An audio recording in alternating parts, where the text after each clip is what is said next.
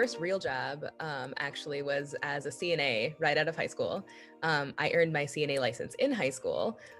So that kind of caused me to grow up a little faster, I think, than some of my counterparts. But that job, it taught me a lot. But I would say mainly it taught me humility, it taught me patience, and it taught me the value of life. So I would say that was a very powerful introduction to the grown-up world. It also taught me that it's never too late to start over if you're not happy or fulfilled with the situation that you're in. The residents that I got to work with, oh my gosh, I have so many stories. I loved them all.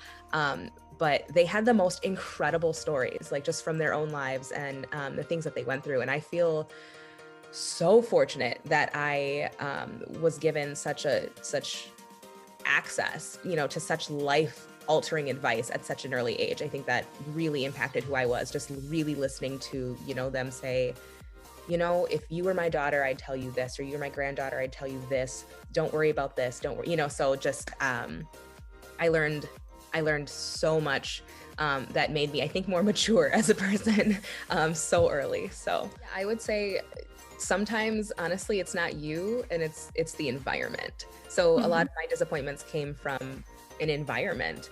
And I remember some jobs where I thought I was not getting it. I got so down on myself. I really thought that I was just a bad employee, or that the industry was not for me.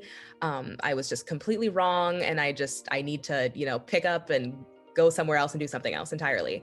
But after leaving and doing some similar roles in different places, I started flourishing completely. And I quickly realized that it wasn't me. And because I became someone who I started training people and onboarding people. I was given increased responsibility and really ran with it, made my own roles. So I know that the environment that I was working in was just not for me. It was just toxic for me. And it may have worked for other people, but it just didn't for me. And it didn't allow me to realize my full potential. So now to turn it around for me now, I watch for those red flags. And I really take the time to check in with myself just to make sure that I haven't hit a wall, and that I feel that there is still room for professional and personal growth and development in the work environment. Yeah. So give yourself room to fail. And by that, I mean, prepare for it mentally.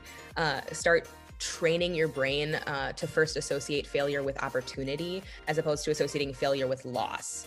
That headspace is so healthy and so productive, and it really allows you to learn how to appreciate your mistakes.